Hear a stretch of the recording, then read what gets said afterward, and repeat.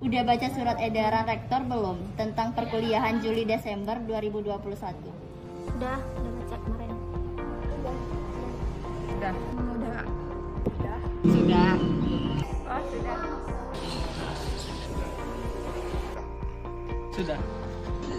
Ya.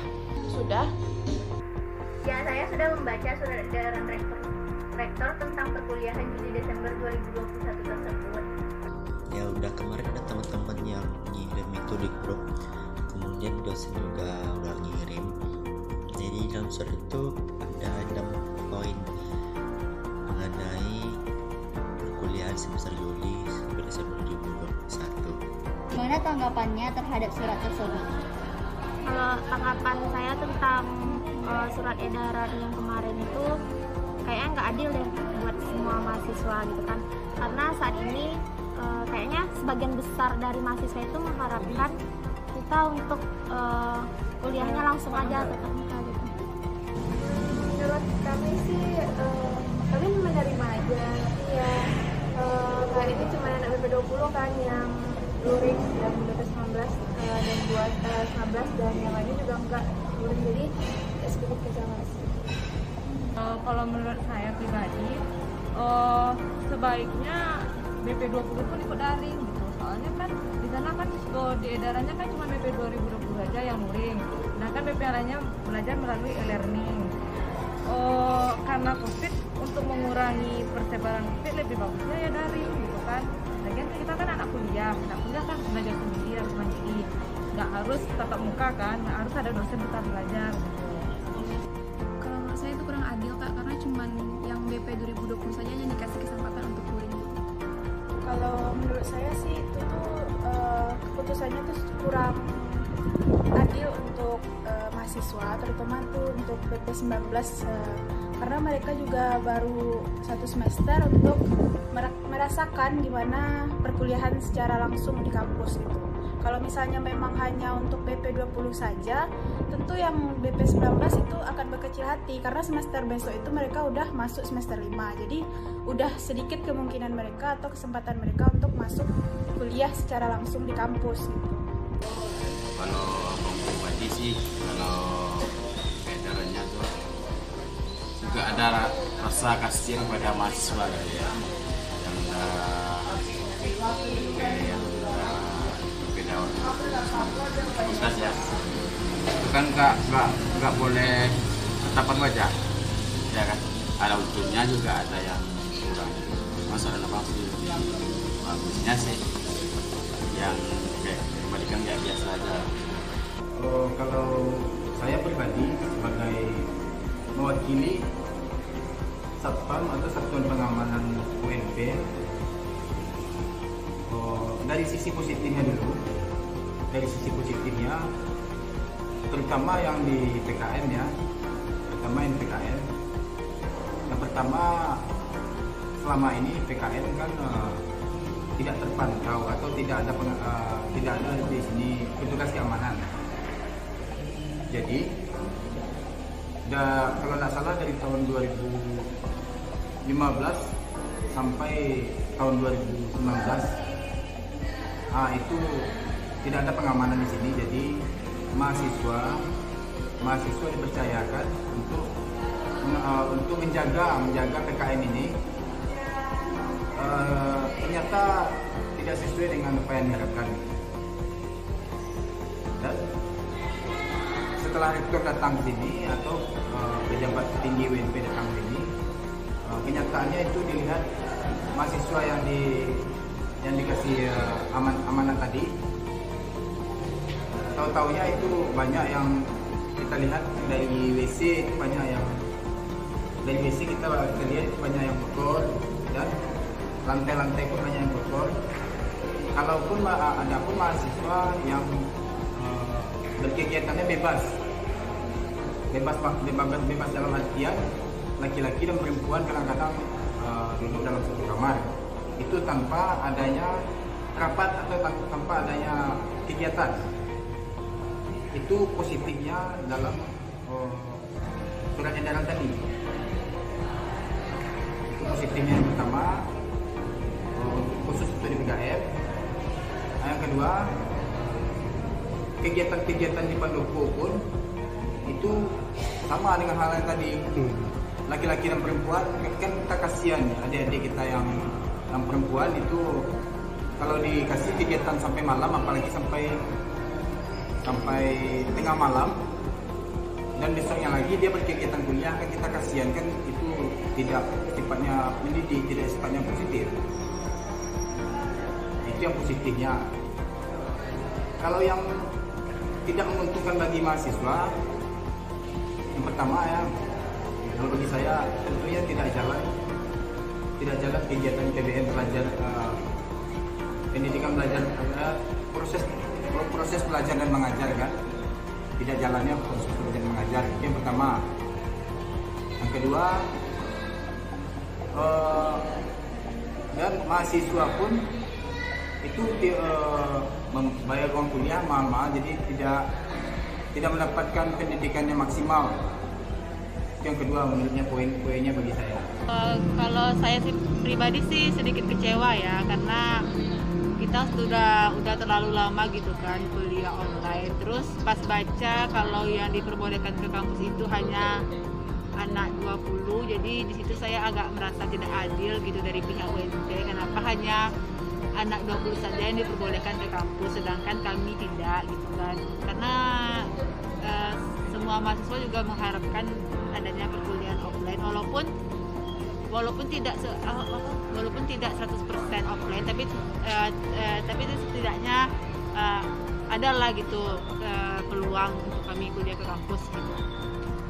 Kalau menurut saya sih nggak baik lah ya, karena kami kembali daring lagi kan. Sebenarnya saya kecewa sih, karena kan katanya kuliahnya daring lagi. Ada sisi baiknya, ada pula sisi buruknya. Tapi dari sisi buruknya yang menurut saya lebih banyak dari nilai saya yang mungkin menjelok dan tidak mengertinya dalam materi perkuliahan. Kalau menurut saya itu penuh pro kontra ya, karena hanya dilibatkan kepada BP20 saja, sedangkan perkuliahan ini bukan hanya BP20 saja. Tanggapan saya yaitu, mengapa hanya BP20 saja yang melakukan perkuliahan secara tatap muka, sedangkan BP-BP yang lain juga perlu untuk melakukan perkuliahan secara tatap muka. Dan banyak mahasiswa yang merasa tidak adil mengenai hal tersebut. Surat itu sebetulnya mengejutkan juga sih untuk kami yang BP19, karena apa ya, kayak sudah 2 tahun rasanya sudah online gitu, sudah daring. Soalnya kami kan daring dari semester 2 gitu kan. Jadi yang harapannya pengen menikmati masa kuliah itu bersama teman-teman, kayak nikmati sekali menikmati perkuliahan selama tatap muka itu, tapi dialihkan ke daring gitu. Mungkin hal baru juga sih bagi kami yang 19 untuk menghadapi pembelajaran secara online ini gitu kan. Sedangkan yang BP20 mungkin mereka udah bisa offline gitu. Kalau di surat itu kan disebutkan ya, kalau perkuliahan offline cuma bisa dilakukan oleh mahasiswa 2020. Rasanya saya sebagai mahasiswa 2018 kurang setuju, karena kami mahasiswa 2018, mahasiswa akhir ini juga butuh perkuliahan secara offline. Kalau dari saya pribadi bagus ya, khususnya mahasiswa 2020 itu merasa senang sekali karena akhirnya dapat kuliah atau melaksanakan kuliah secara tatap muka. Namun disayangkannya, kenapa sih tidak semua angkatan yang diberikan kesempatan untuk belajar tatap muka atau secara langsung, belajar kuliah secara langsung di tengah pandemi ini? Efektif nggak perkuliahan daring tersebut? Kalau dari pengalaman yang udah dilalui nih dari Maret kemarin kan, dari awal surat edaran dikeluarin tentang kuliah dilakukan daring, kayaknya nggak efektif banget. Menurut kami nggak efektif. Efektifnya ada, efektifnya dikatakan efektif mana ya? Ada beberapa yang kita perlu bimbingan dari dosen, tapi kita nggak bisa berhadapan langsung dengan dosen. Tapi ada di lain sisi kita sebagai mahasiswa kita ngerjakan tugasnya tidak terikat waktu. Kalau tetap muka kan misalnya dosen bilang deadline-nya hari ini, kita harus selesaikan hari ini. Kalau di e-learning kan dibilang tugasnya hari ini dikumpulkan, kita bisa menyelesaikan di malam hari, di siang hari, bisa kan gitu kan. Dan bisa melakukan pekerjaan yang lain. Kalau daring menurut saya itu kurang efektif karena satu masalah jaringan dan kuota juga terbatas. Kalau menurut saya sendiri yang udah saya lalui beberapa saat ini udah lebih dari setahun, itu pembelajaran secara daring itu dirasa kurang efektif gitu. Yang mana kadang dosen itu nggak terlalu menjelaskan atau nggak terlalu membimbing dalam pembelajaran gitu. Kebanyakan dari dosen itu hanya memberikan tugas kepada mahasiswa dan kayak selalu lepas tangan. Nanti tugasnya diberikan tanpa penjelasan apa-apa, mahasiswa disuruh untuk mencari sendiri, tentu akan susah gitu. Nanti apabila tugasnya itu nggak sesuai dengan ekspektasi dari dosen tersebut, maka itu akan berpengaruh kepada nilai mahasiswa gitu. Jadi kurang efektif pembelajaran daring. Apalagi juga untuk mahasiswa yang rumahnya berada di pelosok atau kekurangan sinyal gitu, jadi agak susah. Jujur kalau menurut aku sih kurang efektif ya, soalnya apalagi kalau teknik sendiri gitu kan banyak tuh mata kuliah praktikum. Jadi kalau daring gitu hanya seperti teori saja yang kita dapatkan, sedangkan praktikumnya tidak kita dapatkan. Jadi memang harus ke kampus gitu kan untuk praktikum, kan untuk melihat secara langsung bagaimana sih praktikum kita, bagaimana sih ini prosedurnya gitu. Jadi selama ini sih emang kurang efektif karena mata kuliah saya itu banyak yang praktikum. Kalau menurut saya efektif atau tidak efektifnya itu tergantung kepada dosennya masing-masing. Tapi secara pribadi kalau menurut saya itu kurang efektif karena banyak dosen yang jarang hadir dan juga hanya memberikan tugas saja. Menurut saya sih pembelajaran online tersebut kurang efektif. Yang pertama itu mungkin dosennya jarang masuk, yang kedua mungkin dari saya sendiri mungkin sering malas daripada kuliah offline. Kalau pengalaman pribadi saya sebenarnya sangat tidak efektif karena kita pertemuan tidak bisa 100% dan tidak ada praktikum yang biasanya harus langsung ke kampus. Kalau efektif atau tidaknya sih menurut saya kurang efektif ya kalau bagi mahasiswa teknik yang lebih mengutamakan kuliah praktikum daripada kuliah teori, karena kadang dari materi yang disampaikan tidak sesuai dengan yang di lapangan dan juga kadang jam kuliah yang tidak sesuai pada jadwalnya karena kondisi COVID sekarang ini, dan juga terkendala jaringan pada setiap daerah setempat. Menurut saya perkuliahan daring kurang efektif dan juga kurang maksimal karena masih banyak dosen yang hanya memberikan tugas tanpa menjelaskan materi, dan juga masih banyak mahasiswa yang tidak pandai untuk belajar secara mandiri sehingga masih mengandalkan Google dan juga contekan-contekan dari yang lain. Efektif sih, kadang juga nggak efektif juga karena tergantung dosennya juga. Karena dari beberapa dosen juga pembelajarannya itu metodenya berbeda-beda gitu kan. Ada yang learning yang begini, ada yang learning yang begitu. Cuman kalau keluhan saya sih selama perkuliahan daring itu dosen nggak nge-record gitu selama pembelajarannya itu. Cuman saya harapin sih ke depan sih bisa di-record itunya selama nge-zoom kan. Kuliah daring sangat tidak efektif. Ilmu yang diserap itu paling cuma 30% dan perkuliahan juga dilakukan dengan terlalu santai dan fleksibel.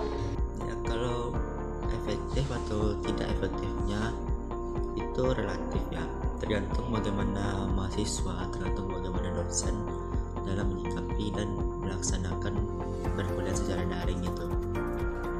Kalau mahasiswa dan dosen dapat melaksanakan secara prosedur yang seharusnya, semestinya, maka sebenarnya tujuan dari perkuliahan itu dapat tercapai. Gimana saran narasumber untuk perkuliahan Juli-Desember 2021 besok dengan keadaan yang masih COVID? Kalau saran, ya kan? Ya. Saran mending semuanya, baik itu angkatan 17, 18, 19 sampai 2021, mending nanti kita kuliahnya offline aja.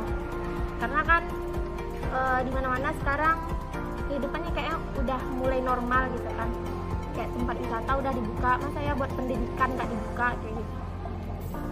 Sarannya kalau memang 2020-nya luring, saran kami ya patuhi protokol kesehatan, tetap dengan status siaga dengan syarat-syarat yang sudah dikeluarkan sama pemerintah tentang protokol kesehatan, tentang COVID. Kalau menurut kakak tetap daring aja dulu gitu, soalnya kan kalau bertambah klaster di sini kan lebih berbahaya, lebih lama nanti mulai kuliah luringnya.